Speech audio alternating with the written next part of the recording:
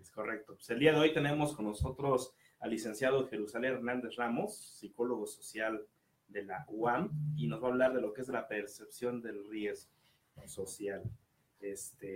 Bueno, Jerusalén, es tuyo el micrófono, un gusto que estés con nosotros. Mi estimado Jerusalén, antes de iniciar y entrar de lleno en el tema, me gustaría aprovechar para, ahorita que estamos los tres, para felicitar a Jorge Paz, que hoy es su cumpleaños.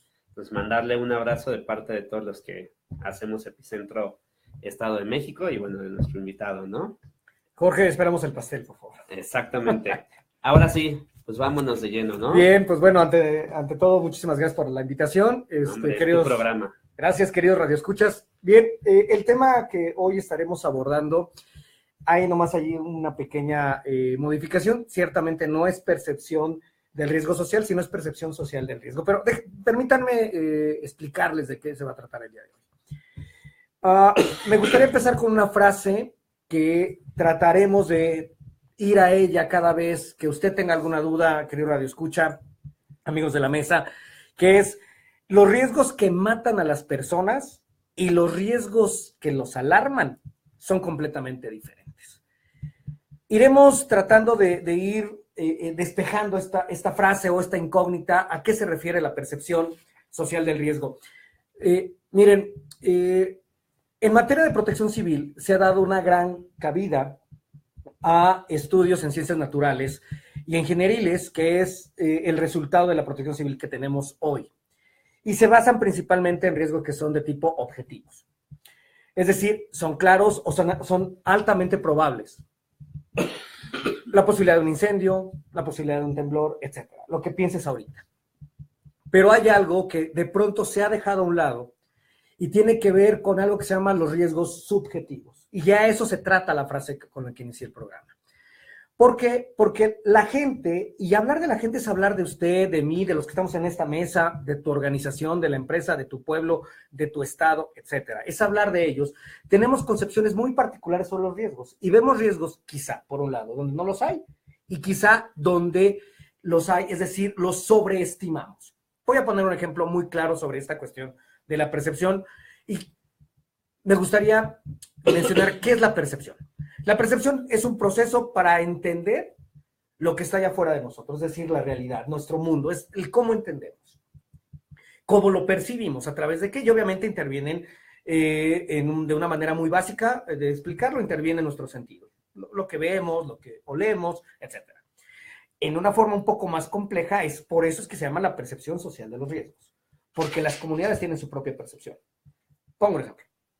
Si usted me hubiera visto, querido radioescucha, entrar a esta oficina y hubiera visto que yo entré con un Rottweiler, usted generaría sobre ello una percepción del riesgo y quizá cuando le diera la mano para que me saludara, usted diría, de lejitos, no gracias. ¿Por qué? Porque estás pensando que es un riesgo.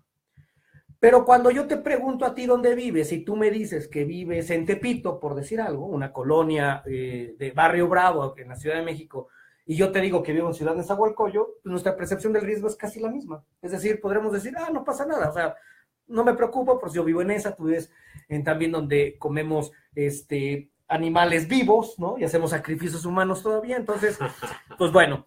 Es decir, ahí estamos minimizando las cuestiones de los riesgos objetivos porque estamos empezando a hacer riesgos subjetivos.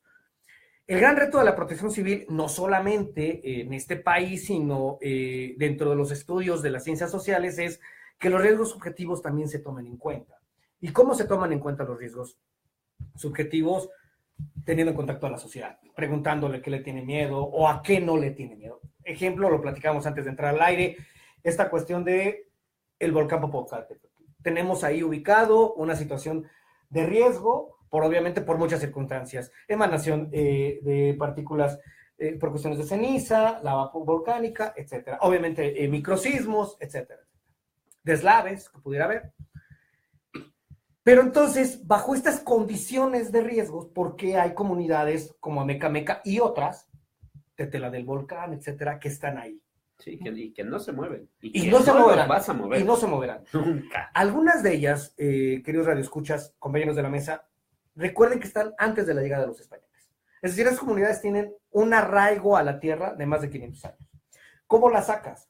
Pues no la vas a sacar para empezar, ¿no? Y ya lo comprobamos, o sea, cuando vino hace algunos años un problema de exhalaciones por parte del volcán Popocatépetl en el 2000, si no mal recuerdo, a lo mejor me equivoco un poco con la fecha, querido Radio Escucha, pero bueno, que inclusive, me dato cultural, ustedes todos recordarán que a partir de esas exhalaciones tuvimos nuestra primera contingencia ambiental en la cual se paró la ciudad antes del H1N1, que fue un fin de semana que se paró. Pero bueno, terminamos el dato cultural. A lo que vamos es, ¿cómo le dices a esas personas que el volcán es una amenaza? Para empezar, no es una amenaza, él es un dador de. Entonces ahí tenemos la primera idea social que se enfrenta, que confronta a los que hacemos protección civil, y permítanme nombrarlo en este momento, compañeros, los que hacemos protección social objetiva, en riesgos objetivos, versus los que pudieran hacer protección civil con base en riesgos subjetivos. ¿Cómo entras con eso? Pues de una manera entendiendo cuáles son las motivaciones y qué es lo que pasa. Don Goyo, porque para ellos es Don Goyo, es todo un ser viviente, hay una humanización del volcán donde hay rituales alrededor. Hay una época del año donde van a entregar ofrendas, hay carnaval, hay muchas cosas alrededor de esta figura. Y decirle que es una amenaza, quizá alguien te la entienda, pero también va a haber un momento en que alguien te va a decir, si el volcán Popocatépetl o Don Goyo me ha dado tanto, pues también me lo puede quitar. Y al referirse a que me ha dado tanto, se refiere también al tema de no solamente a mí, sino a todas las generaciones atrás de mí, a los padres de mis padres, a mis abuelos. En esta cuestión de arraigo, que es muy importante que luego nos olvidamos del arraigo. Y hasta los puedes ofender. No, claro. Porque es su deidad, o sea, es su todo. Claro, porque es el dador de muchas cosas. Entonces, cuando llegamos con los programas institucionales, los bajamos, los intentamos de implementar, obviamente estarían casi ya sentenciados a fracaso. Casi sentenciados. No estoy diciendo que no están funcionando, pero no están funcionando como deberían de ser.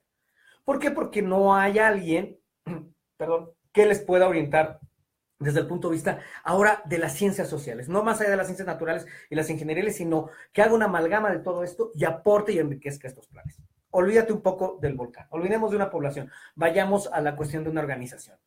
Las organizaciones viven una cultura al interior de las organizaciones. Yo soy asesor de una organización que tiene que ver con diamantes. Y esta organización obviamente vive en digámoslo así, en una paranoia constante. O sea, ellos son demasiado estrictos con sus procesos de seguridad, pero demasiado estrictos. Porque pues obviamente la situación de lo que se dedican los ha llevado a ser así. Hay organizaciones, no sé, nunca he trabajado, pero si trabajáramos en Google, por ejemplo, en las oficinas de Google, quizás serían mucho más light, mucho más ligera la relación.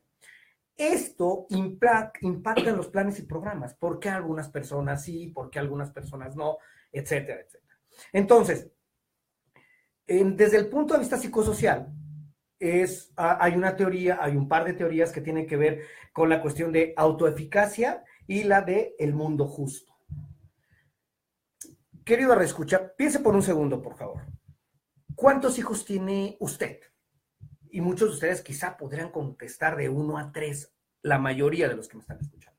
Bueno, quizá algunos que me escuchan ni siquiera tienen hijos. 2, ¿cuántos hijos tuvo su papá? Bueno, quizá me puede decir que entre 3 y 4. Y si me voy para atrás con los abuelos, a lo mejor 5, 6 o 12. Me va usted a decir, bueno, ¿esto qué tiene que ver con la protección civil? Deme un segundo. ¿Por qué su abuela o su abuelo tuvo más hijos que usted? O que yo. ¿Por qué? ¿Porque tenían mayores relaciones que nosotros? ¿Porque las capacidades económicas eran diferentes? No necesariamente. No necesariamente. A lo mejor yo o usted, amigo Radio Escucha, tiene más relaciones que las que tenía su abuela.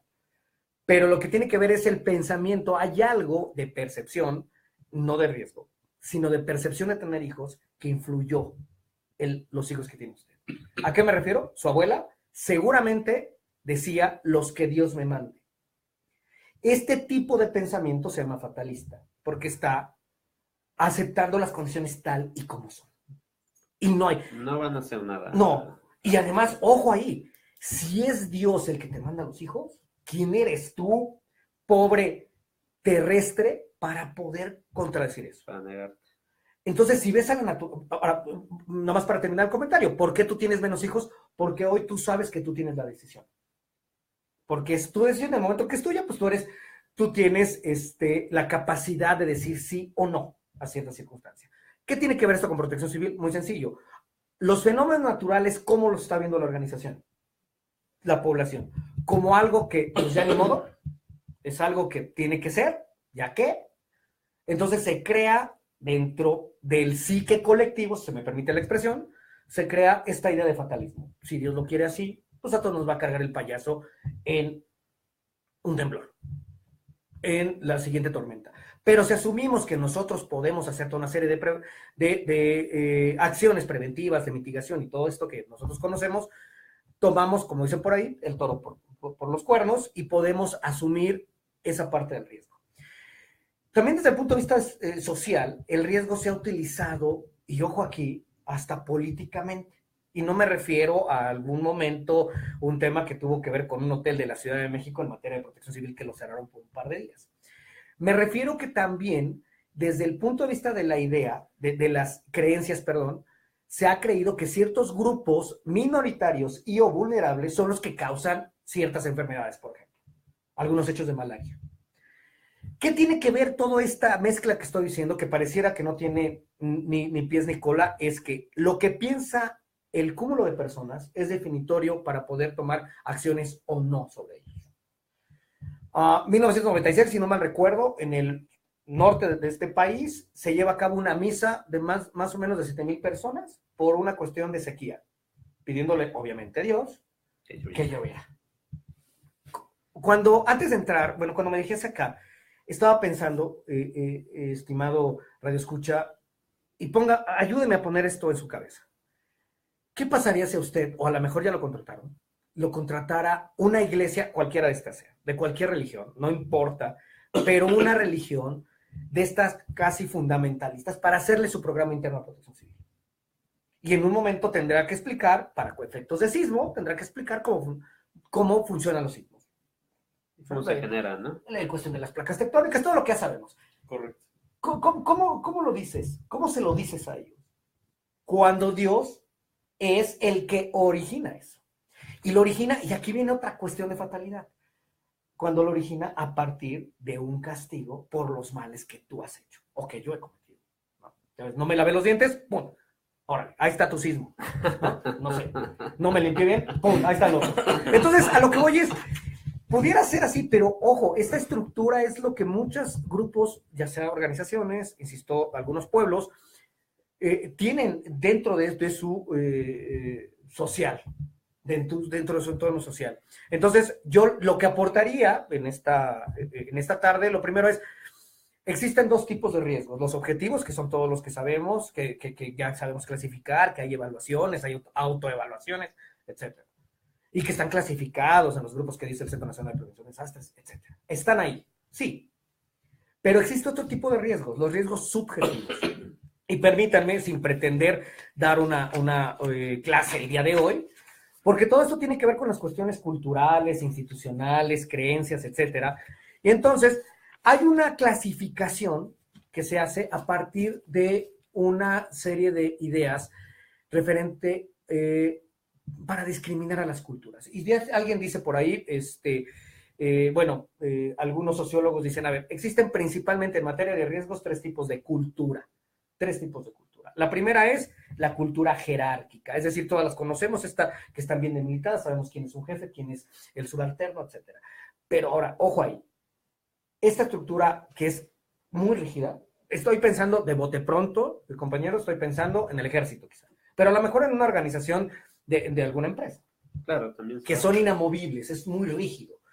El problema ahí es que los riesgos percibidos más amenazantes, ojo, no son los que me pasan a mí, sino son los que pueden bloquear la estructura. Es decir, yo cedo la parte del riesgo que me friega a mí, que me golpea, que me amenaza a mí, y lo cambio para fijarme en los riesgos que pueden en algún momento romper este orden estructural. Y entonces tenemos como eventos, por ejemplo, los kamikazes. Soy capaz de dar la vida en pro de algo superior a nosotros, que es la estructura, y esta estructura se llama mi forma de vida, etcétera, etcétera. La cultura igualitaria, que sería como el deber ser. La cultura igualitaria, es decir, todos somos parte de un grupo social, pero estamos a la misma. La estructura no es tan rígida, es un poco más hablando. Si hay alguien que coordina, no dirige, que coordina, y esta persona que coordina es casi, como he escuchado en algún lugar, es casi igual entre sus iguales, ¿no? Por ahí dicen. Entonces, ¿cómo perciben los riesgos este tipo de cultura? Los riesgos por el grupo, los que son originados por el grupo. O sea, no los que vienen de afuera, que pueden romper la estructura, sino los riesgos que podemos producir nosotros. Y se ha dado en los de los 70s a la fecha un nuevo tipo de cultura que se llama la cultura individualista. Y aquí el problema radica en que se nos educa a los que pertenecemos. Tenemos que, soy honesto, creo que yo soy parte de este tipo de cultura, es donde se involucra a este individuo emprendedor. ¿Y por qué? Usted me ha de preguntar, bueno, ¿por qué ellos son quizá los más peligrosos? ¿Por qué? Porque si de alguna manera nosotros defendemos los valores de libertad y de libre mercado, también es cierto que podemos asumir los riesgos, cualquiera que estos sean, para llegar a nuestro objetivo. Y entre ellos, una de ellas es que vemos a todo el tema de la naturaleza, por ejemplo, como una fuente de recursos para ser explotados, no para ser cuidados. Y de pronto usted me puede decir, oye, espérame, ¿esto qué tiene que ver con mis programas internos de protección civil? Tiene que ver mucho. Porque si estás haciendo programas para un cuerpo policíaco, por ejemplo, o una estructura muy rígida, pues vas a entender qué es lo que les va a preocupar más. Entonces el discurso y las acciones tendrían que ir más encaminadas desde el punto de vista de las cosas que pueden romper su estructura organizacional, ¿no? O sea, te puedes quedar sin soldados, más sin cambio, no sin generales, en términos simples. La cultura de individualista, no sé, a lo mejor estás haciendo un programa interno con una serie de chavos que están haciendo improvisación, no sé, 19, 20 años, 21, ellos tienen una cultura individualista. Entonces, el discurso y las acciones quizás es la misma. No estoy diciendo que tengas que cambiar las acciones, el cómo llegas. Un pequeño paréntesis. Si esto que estoy diciendo del discurso se toma desde el punto de vista de la comunicación de riesgos, yo creo que es muy importante que sepas quién es tu público. Y la psicología social y las sociologías, las ciencias sociales, dan mucha cabida a entender con este tipo de tres culturas. Recuerden, compañeros, que las ciencias sociales no son leyes, son teorías, porque obviamente no está nada escrito para el hombre. Pero los estudios nos han llevado a eso. Ahora, yo les dije hace un instante, una categorización. Permítanme decirles una categorización de cómo se define la percepción de riesgos. La primera categorización es desde el miedo. O sea, la gente va a actuar desde el miedo. Y hay un ejemplo que es muy claro. La gente, ¿a qué le tiene miedo de estas dos? ¿Ser comido por un tiburón o que le dé un ataque cardíaco? Yo te diré el tema del tiburón. Aunque en la realidad la gente se muere más por ataques cardíacos. Sí, no, sí. Y además hay gente que le tiene miedo más a un ataque, a una mordida, a ser despedazado. Porque hay un grado de ahí el tema de Hollywood nos impactó mucho con tiburón. Y eso ha causado a su vez que maten a esos tiburones. El tiburón blanco, casi ponerlo al punto de la extinción. Pero hay gente que ni conoce y quizá nunca vaya al mar, pero le tiene más miedo al ataque de un tiburón que a un ataque cardíaco. Y la verdad es que el ataque cardíaco es lo que más mata. En comparación y va a ser mucho más frecuente. Claro, es claro. Mucho más probable, ¿no? Es decir, la gente, tú me podrías decir desde esta perspectiva. Yo te voy a dar hoy, en este momento te voy a decir 11 o 12 tópicos sobre el tema de la percepción de riesgo en las personas.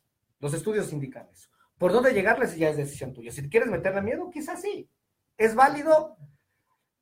Yo te diría sí, no sé si ético. No lo voy a discutir ahorita en la mesa, pero es válido, métele miedo. ¿Por qué? Porque a partir del miedo la gente asume mayor sus riesgos. El segundo es el control. Aquí pasa un efecto contrario. Cuando las personas sienten que tienen el control, diluyen el riesgo. La percepción del riesgo. Te pongo un ejemplo, lo platicamos hace un instante, ¿qué pasa cuando tú vas manejando? Es más, te la pongo así. ¿Qué pasa cuando tú vas manejando y hablando por celular? Dices, pues no pasa nada. Siente que no te va a pasar A ver, nada. no, oye, tú, y fíjate, te dedicas a la protección civil y sabes que el mayor número de accidentes tienen que ver por estar hablando, etcétera. Pero dices, yo me dedico a la protección civil, yo sí estoy atento. Empieza una fase hasta de convencimiento contigo mismo de que estás haciendo lo correcto. En esta percepción del riesgo se diluye, no percibes el riesgo. Pongámoslo de la forma contraria. Si tú pierdes el control del riesgo, la percepción es mayor. ¿Cómo? En el mismo ejemplo que te pongo, ¿cómo cambia tu percepción? Simple, cámbiate de asiento. Tu mismo carro, que se ponga a manejar tu mamá. ¿Qué le dices? Y vienes como lotería, ¿no? El tope, el semáforo, la persona, ¿no? ¿Por qué? Porque percibes que es más peligroso. Oye, tu mamá te puede decir, oye, tú vienes a 120, yo vengo a 80. O sea, yo no vengo ni hablando por celular. Y yo te enseñé a manejar. ¿No? Aparte, yo te pagué el curso, te enseñé a manejar. Pero hay una percepción del riesgo de que no tienes control. Hay una percepción mayor, el punto 3, hay una percepción mayor a los riesgos de origen natural que a los antropogénicos, por ejemplo. La gente le tiene más miedo a los sismos que, por ejemplo, a algo que provoquen las personas. O sea, si es un sismo, un huracán, le tienen más miedo a lo natural. Porque de alguna manera también hay un tema ahí de educación no pedida, pero es todo lo que transmiten a través de la televisión. Es decir, hay programas en Nat Geo, hay películas que tienen que ver con desastres todo el tiempo. Y vemos que la naturaleza es implacable, es mala onda, es caprichosa, ¿no? Pero además le damos conceptos que la naturaleza no los tiene. Pero bueno. La elección. Otra cuestión que aplica mucho para para ese tema de los riesgos, perdón, me distraje un poco, para la percepción de los riesgos es la elección. ¿Por qué? Porque obviamente los riesgos que tú eliges, no hay bronca. O sea, yo me puedo meter drogas hasta decir basta, me puedo meter el alcohol que quiera, me puedo desvelar, yo elijo esos riesgos, entonces los disminuyo de su capacidad. ¿Por qué? Porque yo los elegí. Y dices, pues no hay bronca, ¿no? ¿Y cómo justificas? Pero no tiemble. Entonces, sí, ¿no? Porque no lo controlas, porque Exacto. no los elegiste, No porque es natural. Entonces podrías definir muchas de las cosas si tú algún día utilizaras estos 13 conceptos, veríamos los riesgos de la gente con la que trabajas o los de tu familia, etcétera, los del grupo, por qué tiene más o menos percepción del riesgo. Porque los elige, porque no los elige, porque es natural, porque los controla, porque no los controla, etcétera. También la percepción del riesgo tiene que ver con el tema del efecto de los niños. Eso sí, no te toquen un condenado chamaco porque se magnifica el riesgo. Se exponencia. ¡Pum! O sea, si tú, ahí te va. Si tú en tu campaña dices, ya ves, y los políticos saben de esto también, si ellos dicen que es a favor o en contra de los niños, se exponencia lo que estás diciendo. Porque tenemos, obviamente ahí dicen los especialistas que viene un rasgo biológico en el cual obviamente simplemente mantener la especie. Protección. Claro, entonces siempre es proteger a los niños. O sea, a mí, es más, tenemos la frase chusca, decir, a mí lo que sea, pero a las criaturas, ¿qué onda? ¿No? Es decir, el tema de los niños, un riesgo va a ser mayor si les pega a los niños, a diferencia que le peguen a los niños. Y ojo, los estudios están revelando que si le pega a un anciano, el riesgo es casi nulo. Es decir, si le pega a un niño, se amplifica. A un maduro o a una persona en edad adulta, el riesgo se disminuye un poco, pero si es un anciano, ¡pum!, se disminuye. Por eso es que de pronto somos capaces de olvidar de los ancianos. Porque además la justificación social que algunas veces se encuentra en algunas personas es, pues ya vivieron lo que tenían que vivir, ¿no? En el momento que entras, por eso ponía lo del ejemplo de las abuelas y los hijos. Porque los pensamientos fatalistas están en todos nuestros discursos. Están constantemente y justifican las acciones. Los riesgos nuevos impactan más que los viejos. Es decir, había un riesgo ahí, el del SARS, que impactó más que el H1N1. Y la verdad es que el H1N1, o sea, se le dio mayor cobertura, todo ese rollo, pero el SARS no. Es decir, cuando es nuevo, nos espanta. Y hay cosas que siguen estando ahí como riesgos, y que nunca las atenderemos, y nunca las hemos atendido, pero sí quizá atendamos de nuevo. No sé, hemos entrado, quizá alguna vez nos han hablado nuestros clientes para decirnos sobre que hay que trabajar sobre cierta circunstancia porque es nueva. no porque a Julanito le pasó, porque dicen en las noticias. Eso me refiero con los riesgos nuevos. El nivel de conciencia tiene que ver con algo más complejo, es decir, sobre la gente a partir de cómo es consciente, pues a partir de qué tan informada está. En el mismo ejemplo del SARS y el H1N1, se le dio más cobertura, la gente supo más sobre el H1N1, bueno, paramos la ciudad inclusive, sí, o sea, paramos, oye, se paró la ciudad, sí, como si no tuviera esa capacidad, ¿no? Yo no paro ni el tráfico, pero bueno, y el SARS, que también tuvo ahí un tema, no se le dio mucha cobertura, entonces la gente no tiene conciencia mucho del SARS, ¿no? Posibilidad de impacto personal, si te impacta a ti, pues obviamente la percepción es diferente que al que le impacte al de al lado. Relación costo-beneficio. Aquí hay una frase que dice el ingeniero, ahorita me acuerdo del nombre, el que está en Iztapalapa. Luis Eduardo Cancino, Ortiz Cancino, ¿no? Él siempre dice, y tiene una frase maravillosa que encaja en este 9, en relación costo-beneficio, que diría, y es muy reveladora. Es decir, él lo dice tal cual. Hay que preguntarse cuál es el beneficio que obtiene la gente a partir de ese riesgo. Y es decir, eso entra desde una categorización de la percepción del riesgo, costo-beneficio. Si a mí, piénsale en el asaltante. El asaltante hoy te dice, bueno, siempre te ha dicho, ok, hoy es que te van a matar, sí, pero lo bailado quien me lo quita, pero sí, etcétera. O sea, hay un costo-beneficio de la acción.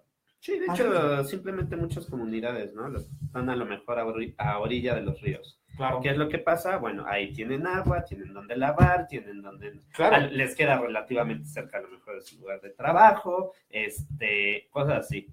Tú los quieres mover y ya no voy a tener el agua tan cerca, ya no sé qué, entonces mejor no me muevo. Oye, pero se te va a inundar porque va a crecer el río. Aquí estoy bien, mientras no pase, no me muevo, ¿no? Y aprovechamos... Perdón. Sí.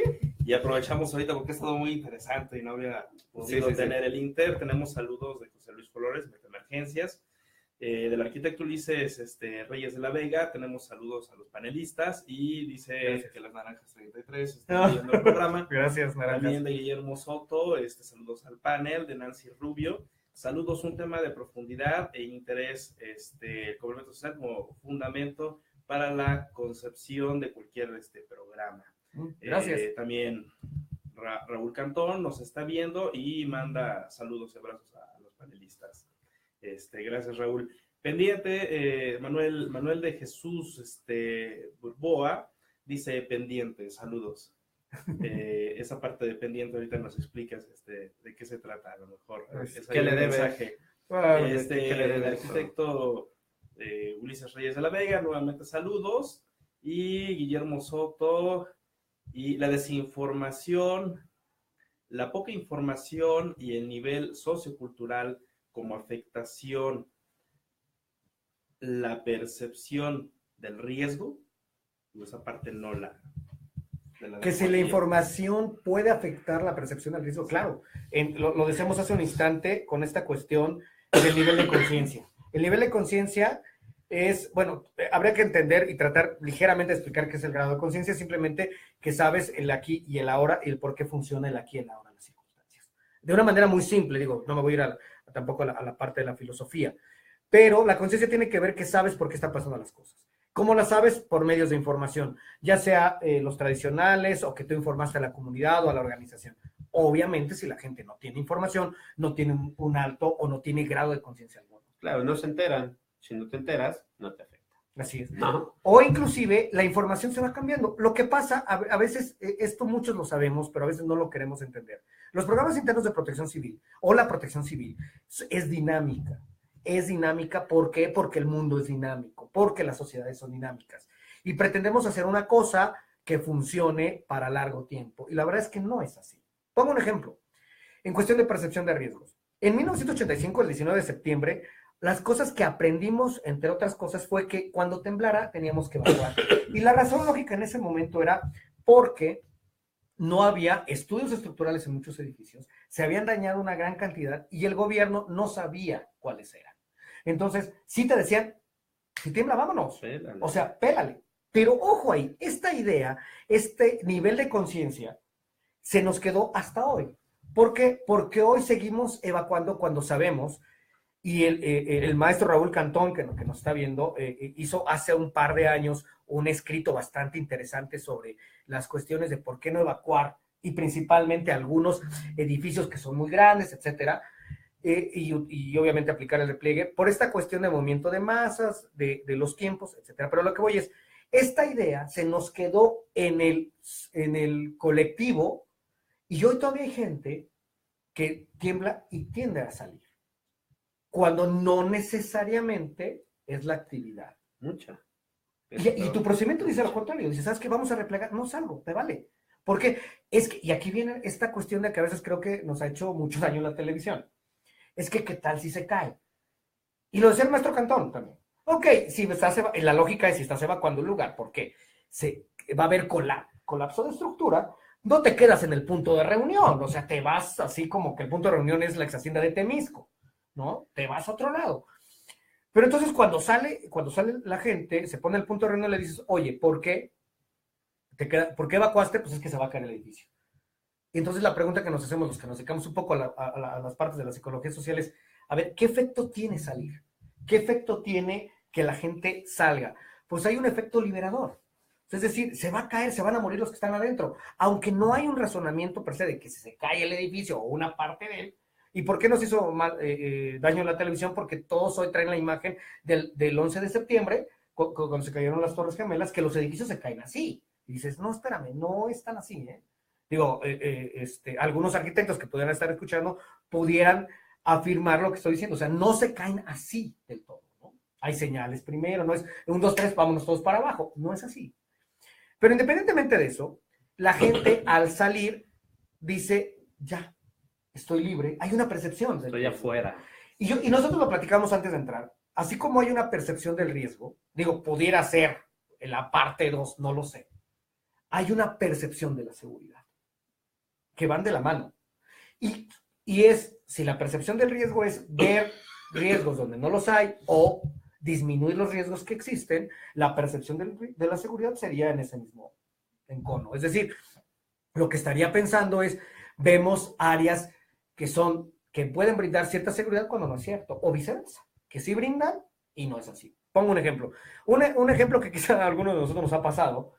Algunos de ustedes, compañeros, piensen cuando van a un motel, entiendo que están de trabajo y tienen que quedarse, y encuentran ustedes en la taza del baño, encuentran un papelito cruzado en la tapa que dice sanitizado para usted. Y usted dice, mira, Ya está limpio. ya está limpio. Y con toda tranquilidad pones ahí, pues todo tu ser, ¿no?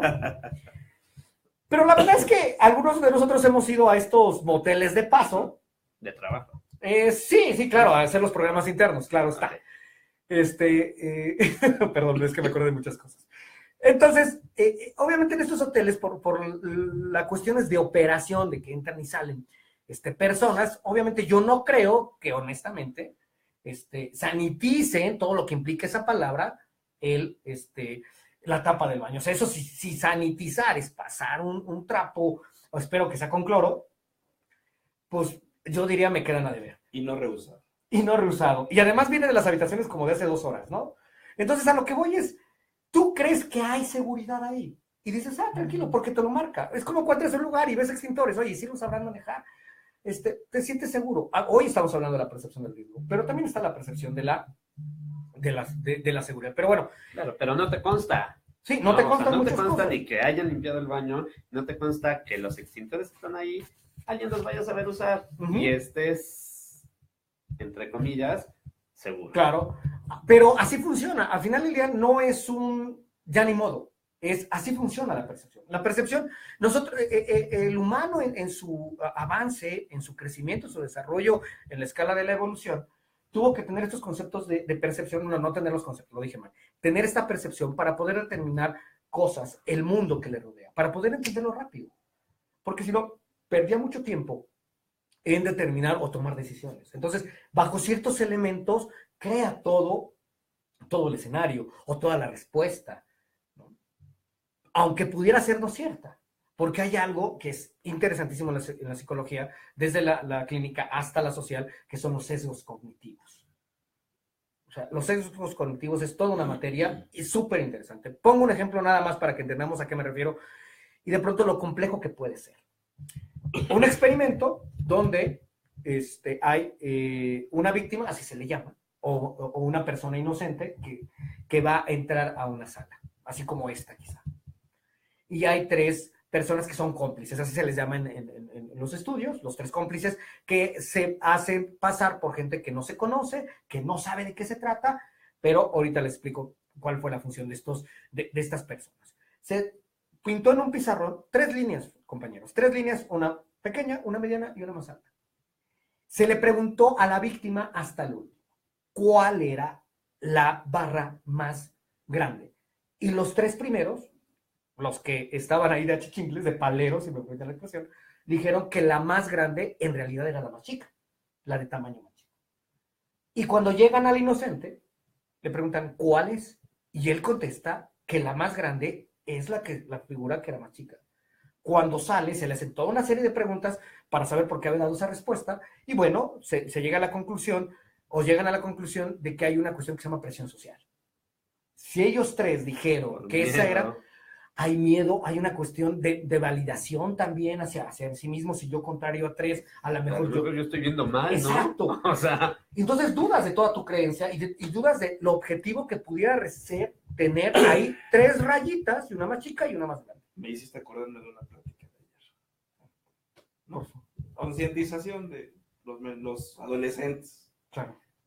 ¿No? La presión de todo lo que hay ahorita. Claro, es que tiene mucho que ver, ¿no? O sea, a lo mejor tú... Exacto. Las famosas PAC. Ok, las PAC, ya él espero su PAC, por favor. Entonces, este pequeño ejercicio, hay unos más complejos, pero a lo que voy es, este pequeño ejercicio lo único que demostró es que la cuestión de la presión social es tan importante que a veces no lo tomamos en cuenta, pero demasiado importante que puede, fíjense lo que voy a decir, que puede cambiar la realidad que está planteada. La realidad vista como el punto más cercano a llegar a la verdad. O sea, es decir, en este ejemplo, las líneas, la más chica era una, etcétera, que se dijo que no era la más chica, sino que era la más grande. ¿Cómo te cambió la realidad o la verdad de eso? Simplemente por una cuestión de presión social. Por eso te digo, desde la comunicación de riesgo, conoce, por favor, a tú que te dedicas a la protección civil porque trabajas con gente, dedícate a saber cuál es tu auditorio. Es decir, tu auditorio, ¿a quién le van a llegar los mensajes? ¿En qué creen? Por eso te ponía el ejemplo. Algo que puede ser tan burdo, tan sin sentido es, ¿cómo harías protección civil para una religión que es sumamente ortodoxa? Sí. Hasta con ciertos tintes radicales. ¿Cómo le explicas los fenómenos antropogénicos? Sí, cuando ellos ya están casados con que viene de allá. Entonces, y cuando traen esta mentalidad fatalista. Y a lo mejor quieren que nada más hagas el programa por una cuestión de cumplimiento legal, ¿no? Normativo y ese rollo. No, pero si eso no pasa. Bueno, me han contado, ¿no? Ok, otro de los fundamentos, para no aburrirlos tanto, es el tema de la memoria de los riesgos. Algo que nosotros, creo que nos está pasando, y les pasa a ustedes, compañeros, es que el 19 de septiembre del año pasado, lo que nos dio es una segunda oportunidad. Y no me refiero a vivir, sino una segunda oportunidad de poder concientizar a las personas. Yo, en 1985, yo era un escuincle que tenía 11 años y yo iba en sexto de primaria. Y yo creo que me dedico a esto porque yo vivía en Tlatelolco. De ahí nos fuimos a Nesa. Bueno, te vas de Guatemala y te vas a Guatepeor, pero bueno, la percepción del riesgo era diferente, pero en fin. Porque creíamos que era más riesgoso vivir en Tlatelolco que en Nesa. Imagínate la decisión, yo no compré la casa, la decisión de mi abuelo para decidir en materia de riesgo que era mejor vivir en Ciudad de Nezahualcóyotl que quedarse en Tlatelolco. Más seguro, imagínate. Percepción de riesgo. Claro, o sea, el trauma que le causó, claro. ¿no? El edificio no le pasó nada, solamente dijo, es que vivimos muy de cerca el tema del edificio Nuevo León. En la escuela teníamos una frase muy bonita que era 1, 2, 3 por la maestra que está debajo de los escombros.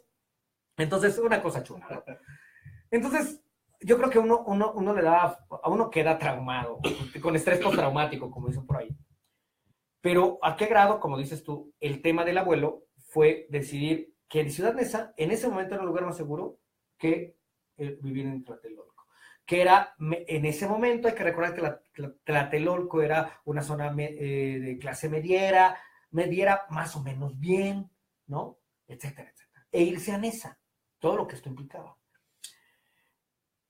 Lo que pasa ahora en el 19 de septiembre, en el nuevo 19 de septiembre, en la versión 2, en la versión 2.0, es que nos hace recordar que existen cosas que pasan en esta ciudad, llamadas temblores. Porque cuando le hacías, y a lo mejor no me dejarán mentir muchos de ustedes, cuando platicabas de aquel 19 de septiembre del 85, pues te ven como algo lejano, ¿sabes? No había memoria del riesgo. Así de. Y todo este tipo de elementos van conformando desde la subestimación del riesgo hasta la sobreestimación del riesgo. Es decir, a las personas hay que ver cómo piensa su grupo colectivo, porque si no, no obtendremos información importante que nos ayudarán a entender cómo ven eso, porque a lo mejor ya asumieron el riesgo de que eso los va a matar, y ahí ¿cómo le haces? Bueno, sí hay técnicas, pero es muy complejo. Claro. O sea, hay que cambiarles toda la forma de pensar. Y ahí eso es lo que lo hace complicado esta óptica, y es por eso es que de pronto es más fácil de pronto decir, bueno, vamos a llenar un cuestionario, tus riesgos son estos, te hago un curso y se acabó. Pero la verdad es que no estamos llegando a donde queremos llegar. O sea, no estamos cumpliendo con la labor de comunicar los riesgos de la manera que es adecuada para que la gente subsista. Pero aquí lo que platicábamos en la mesa, porque, bueno, lo que les platico, querido Radio Escucha, esto fue tema de mi tesis. Cuando platicábamos con los sinodales, me decía, oye, cuando llega una persona que cree, fíjate, la teoría se llama el mundo justo. Entonces, cuando cree que los castigos son de Dios y que es justo que haya temblores y que la gente se muera, y que si yo me tengo que morir, te pongo un ejemplo, mi abuela persona que en mayo cumple 95 años, tiembla y se hinca, donde le agarra el temblor, y se pone a rezar, híjole, o sea, de verdad, no sabes, o sea, de verdad, no sabes cómo reza, ¿no? Bueno, tú la oyes y te vuelves ferviente. Pero lo que voy es... La acompaña, ¿no? Sí, claro, lo dices, te transmite, aquí, ¿no? pues igual y si tienes razón. Pero lo que voy es a que yo una vez pensaba que ella rezaba porque le daba miedo y que de alguna manera le pedía a Dios que parara. Y platicando con ella y entendiendo un poco algunas herramientas que da la psicología social, llegué a la conclusión de que mi abuela no reza para evitar morirse, sino reza por si se muere.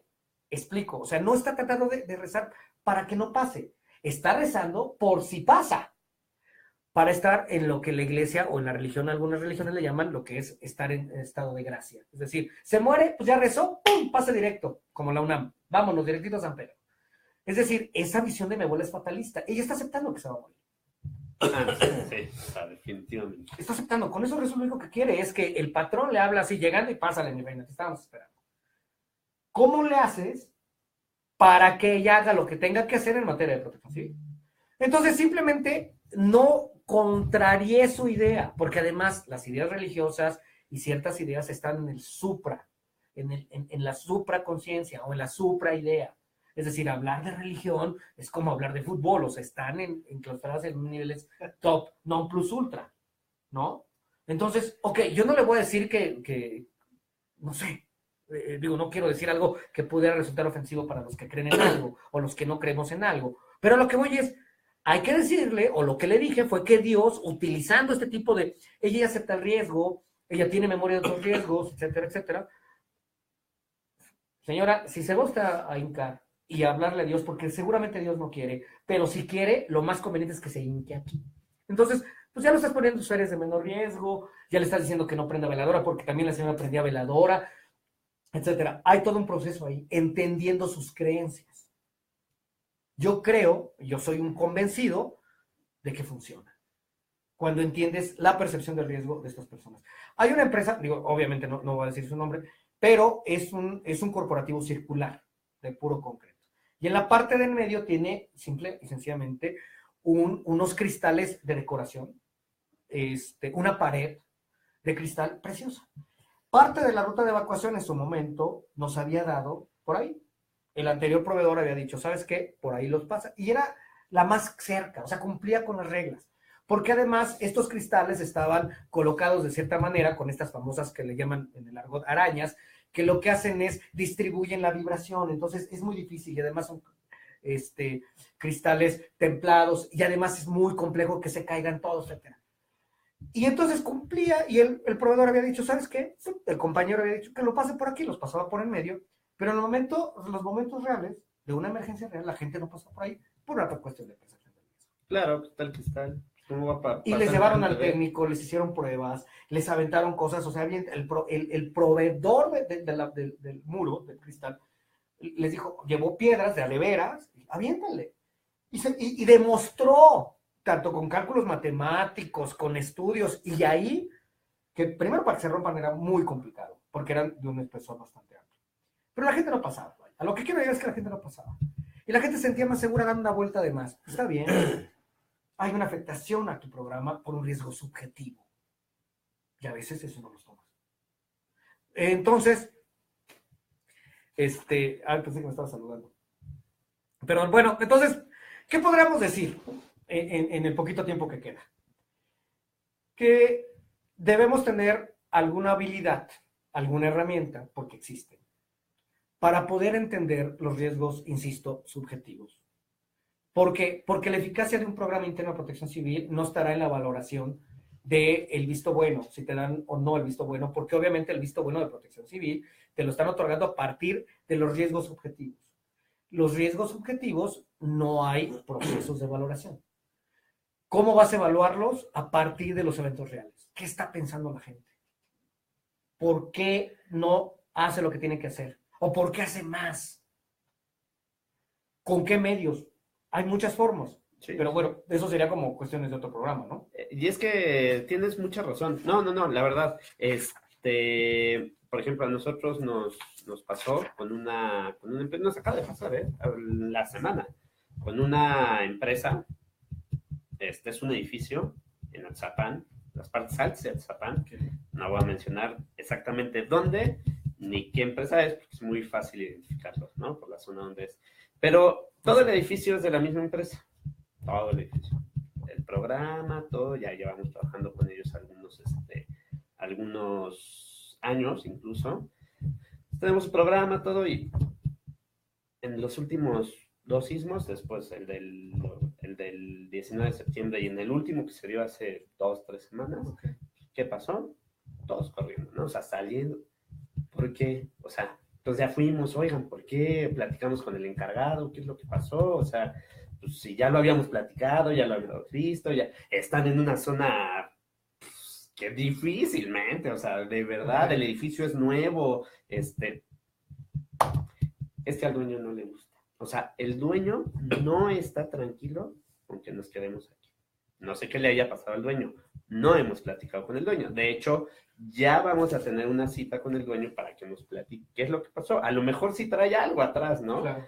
Pero definitivamente la indicación del dueño es no se queda. Esté temblando, no esté temblando, no se queden. La verdad, obviamente pasa un camión y sienten que en cuanto se les mueve tantito ya se quieren salir, claro. ¿No? Pero pero bueno, o sea, como bien dices, hay que ver qué fue lo que pasó, por qué el dueño, y claro, si el dueño les dice, nos vamos, pues ¿qué hacen todos los demás? Nos vamos. Si él es como la imagen de autoridad, para empezar, y la autoridad de la empresa les está diciendo, a mí no me importa, nos salimos, ¿qué van a hacer los demás? Lo que pasa es que imagínate la escena donde el capitán está abandonando el barco, entonces tú como simple marinero, ¿qué te puede esperar? ¿Qué sabe él que no sé yo? Entonces te meten en la confusión, pues vámonos. Esta escena se replica constantemente. No voy a decir la empresa, porque obviamente sabemos que no se puede decir, pero hay un edificio nuevo en frente del metro Revolución, no. Bueno. Ok. Está en una plaza, Portal Sanate. Hay una empresa, hay 2 empresas en esta torre. Uno de ellos agarra el dueño de la empresa, sale y así literal lo dice, porque yo estaba ahí. Dice, esta cosa, digo con otras palabras, esta cosa se va a caer. Entonces, ¿qué le dices? O sea, adiós procedimientos, adiós todo, porque su percepción es diferente. Dices, oye, cuando hablamos ya con él, yo le dije, porque hay una buena relación con el dueño, yo le decía, oye, entonces, ¿por qué compraste aquí? ¿Por qué te viniste a un edificio que se cae? ¿Por qué escogiste estar en el piso 22? ¿Por qué muchas cosas? Entonces, las creencias, obviamente que te van a definir las reacciones. casi para concluir, yo diría, las creencias cambian lentamente. Esto que hablamos son procesos generacionales, no son procesos anuales, ni bianuales, ni sexenales. O sea, son procesos que cambian con la generación, son muy lentos y son persistentes. Las ideas sociales, piénsenos por favor como organismos vivos, crean sus propios mecanismos de defensa. Una creencia crea su propio mecanismo de defensa para no ser destruida, para que la gente siga creyendo, por decirlo de alguna manera. Quizás es un poco complejo de explicarlo, pero las ideas van generando sus propias formas de defensa. Y obviamente todo lo que nosotros traemos es cosas nuevas, que son contrarias inclusive a ellas. Claro, en muchos de los casos. Pero totalmente, porque además nos estamos metiendo con cosas que son, insisto, supra ideas. Entonces, ¿qué es lo mejor? La gente siempre va a tratar de quedarse con lo que ya conoce, con lo que cree que es original, sí, la idea original, correcto, que ellos ven como correcto. Y si es correcto, eso se hace. Entonces, el reto está ahí. El reto es esforzarnos, insisto, por los riesgos subjetivos, porque la percepción de la gente, si no va a cambiar, al menos sembrar poco a poco la duda, pues, sembrar la buena semilla y esperar, ¿no? No quiero dejar pasar un mensaje que tenemos aquí de Deyanira Gutiérrez Lozano. Dice, felicidades por tan excelente programa y por cómo se explicó el tema. También de ella misma igual tenemos un mensaje anterior donde dice, saludos, eres genial en el tema, te amo. Son los paleros. Gracias. Caray. Sí, de plano. Y bueno, pues es un tema bastante extenso. Hasta te pusiste rojo. Sí, un poquito. Muy interesante. No sé con qué quieras concluir ya llegó el final de tu programa de todos. Yo terminaría esto que quizá fue muy apresurado, quizá fue demasiado una avalancha de demasiados conceptos o demasiadas ideas. Pero termino con la idea con la que empezamos el programa. La idea de Sadman en 1987, él diría, los riesgos que matan a las personas y los riesgos que los alarman son completamente diferentes. Es una frase que a mí en lo personal me cambió la perspectiva de ver la protección civil desde el punto de vista de las personas y para las personas. Recuerden, tenemos que recordar el origen de la protección civil. No nace la protección civil a través del gobierno, nace como un movimiento meramente de la gente y para la gente. Bueno, y Jerusalén ahorita que nos comenta que, bueno, fue muy rápido todo y sí, también nos hizo el ofrecimiento de que a lo mejor más adelante podríamos hacer una serie de programas con un tema un poco más específico para poder explicar un poco más esto, ¿no? Claro. Entonces, yo creo que tomaremos la palabra en su momento, hay que planearlo bien para que podamos, sí, tener un par de programas más y poderlo platicar un poquito más a fondo, porque sí, es un tema muy interesante como para tomarlo tan rápido, ¿no? Yo encantado. ¿Sale? Jerusalén, te vamos a hacer entrega de un reconocimiento por habernos acompañado. Nada más me hace falta que Alex lo firmes, por favor. Y pues te pediríamos, por mientras, si nos puedes hacer favor de dejarnos un comentario, pensamiento, lo que quieras en la bitácora de invitados, pues te lo agradeceríamos mucho. De verdad, muchas gracias por habernos gracias a ustedes. Acompañado. Gracias, esperemos sea la primera y última vez. Y recordarles que todos los días de 4 a 5 p.m. nos pueden escuchar. Epicentro Nuevo León, los días lunes, los martes Epicentro Sonora, los miércoles Epicentro Ciudad de México, los jueves Epicentro Jalisco, los viernes Epicentro Veracruz y de 6 a 7 p.m. los días lunes aquí en su programa Epicentro Estado de México, los días miércoles Epicentro Colombia, jueves Epicentro Quintana Roo, y los de 12 a 13 horas los días sábados en Epicentro Tehuacán, Puebla. Te quería molestar, pero hasta eso no te escuchaste tan mormado. Dije, ahorita lo va a molestar al Alex, ¿no? Pero no, bastante bien. Hizo un gran esfuerzo, traigo mi infección, ustedes disculpen. Y bueno, pues también que nos hagan favor de no dejar de visitar el blog, en donde todos los días tenemos artículos muy, muy interesantes. Los lunes participa Raúl Cantón o César Flores. los martes Humberto González o Rubén Baró, los miércoles José Luis Flores, los jueves Enrique Guevara o Raimundo Padilla, los viernes Mariano Catase o Juan Serrano, los sábados Henry Peralta o José Varo, y los domingos José Llano. Entonces, bueno, yo sé que lo decimos cada programa, pero de verdad es para reconocer la calidad de las personas que participan en este blog, ¿no? Y bueno, pues yo creo que llegamos ahora sí al final de esta interesante edición de Epicentro Estado de México. Y bueno, pues nuevamente agradecerte por habernos acompañado y agradecerle a todos los que nos escucharon y nos vieron el día de hoy, ¿no? Bueno, y a todos los que nos ayudaron a hacer el programa, como todo el equipo que está detrás de esto, muchísimas gracias. Alex, que te mejores. Rodrigo, de verdad. Sí. Y pues nos escuchamos la próxima semana.